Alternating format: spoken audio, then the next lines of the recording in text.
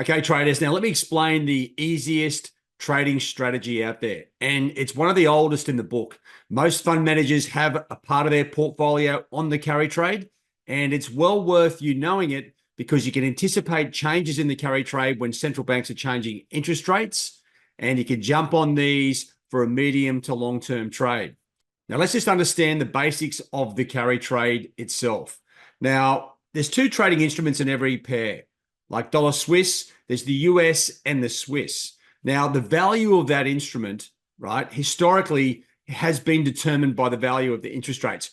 Higher interest rates, the higher the value of the currency. So it's quite easy to weigh up the US dollar interest rate against the Swiss interest rate, and you get the value of the instrument, okay? That's how it works theoretically. Now, sometimes just because of imbalances in various economies and shifts in the central bank sentiment, the safe haven trade also, especially for the Swiss, you can actually see adjustments in this move, and that can flush out the carry trade.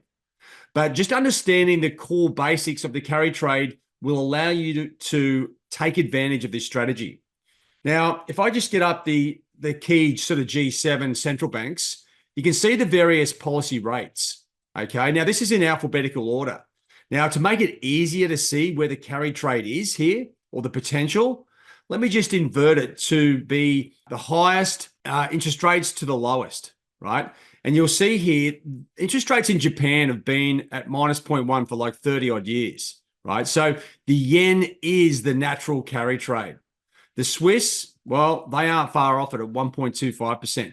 But you know what? Just about all traders and fund managers who have got a carry trade on, it revolves around the Bank of Japan. Now, at the top here, you can see interest rates in New Zealand are at 5.5% versus the Bank of Japan at minus 0.1.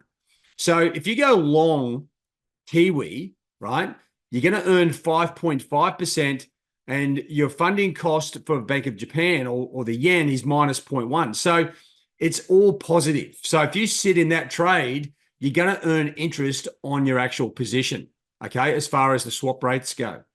Now, that is the same for the US dollar at 5.38%, the Bank of England at 5.25%, Bank of Canada at 4.75%. And as you go down the list, you can see that the carry trade slowly gets weaker and weaker. So most of the market focuses on the big fish, okay? Now, there's not a lot of liquidity. There's other things you've got to consider. There's not a lot of liquidity in the Kiwi. So a lot of traders will focus on the US dollar because there's a huge amount of liquidity. And the same for the Bank of England, and then a little bit less for the Bank of Canada. And as you go down here, the interest rate yields drop off, okay, for the carry trade. So it's less appealing. Now, don't forget, it's not just as simple as putting the trade on and getting the carry, which is the interest rate carry, because other events can flush out the market, especially if the market is completely focused on this opportunity. Now, the yen, let's just focus on that because this is where the carry trade historically is.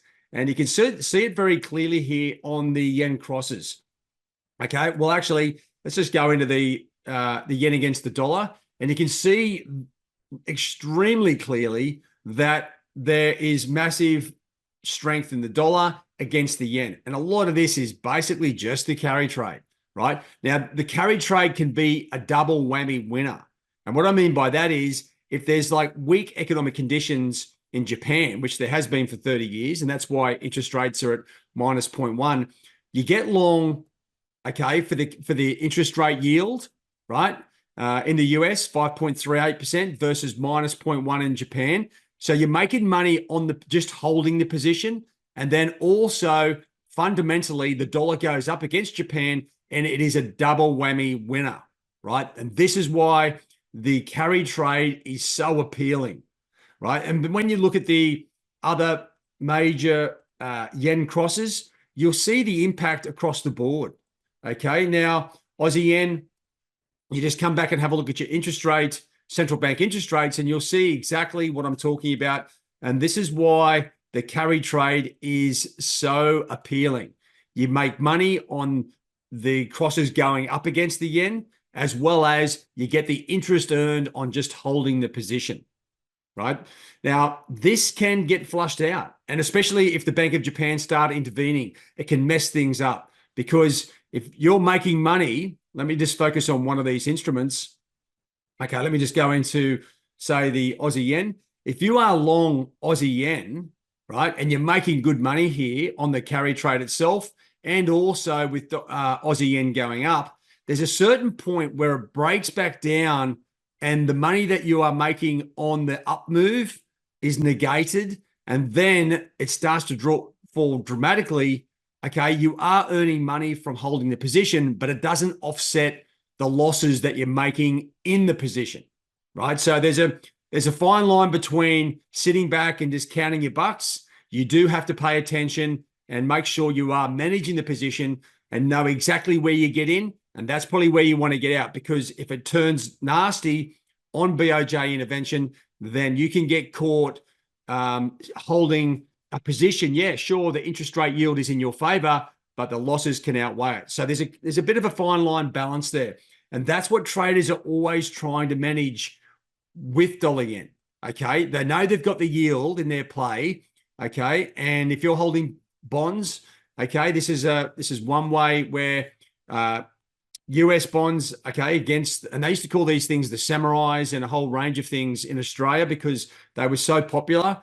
You hold Aussie dollars against the yen, you've got the interest rate yield, and you're making money on the overall position as well. So, but that's the carry trade. It's not too complicated. All you need to do is focus on where the yields are in your favor, okay? And you're focusing on really probably the top 3 or 4 instruments, okay? Then you've got to consider the characteristics of each instrument. Now, as I said, the Kiwi, it's not exactly liquid, right? There's not a huge amount of volume there. So just be careful with that. But the US dollar, sterling, the Canadian dollar, sure, there's plenty of interest there.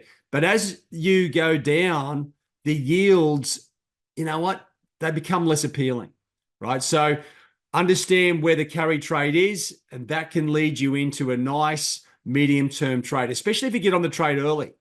Now, how do you manage this? Well, if you have some tools here to follow the various central banks, and you're looking at, say, the Bank of Canada, right? The next move, most likely a cut. Well, that's going to reduce the carry trade for CAD yen, right? So you can anticipate shifts in CAD yen and see where there might be a flush out of positions of the carry trade on CAD yen, right? And you're just doing this all the time. And that's why we keep a close eye on the various central banks. If there's no change of rates expected, and that's the same for quite a few of the major central banks, well, the carry trade should continue. The only thing you need to be monitoring is any significant falls in the yen or dollar yen or the yen crosses. And that's only going to come from the BOJ, which I think at this stage, they are sitting quiet. They know they can't fight the tide. So that's one easy way to anticipate shifts in the sentiment for the carry trade itself. Okay, now this is a pretty easy concept. You're just getting, it's like sticking your money in the bank, right? You're getting 5.5% here, and against a yield in the Japan of minus 0.1. Now that's like a 5.6% interest you're earning on your position, right? That's how it works. It's very simple. It's not just as simple though, as I said, of just jumping into the trade. You've got to anticipate the technical side when it's going to start moving up, and then especially where to get out. Okay, so have a look at the carry trade. If you need more information, jump in our course. We've got a section on the carry trade. And I tell you what, if in good market conditions, this is the only trending strategy at the moment. So it's well worth anticipating. Good luck and happy trading.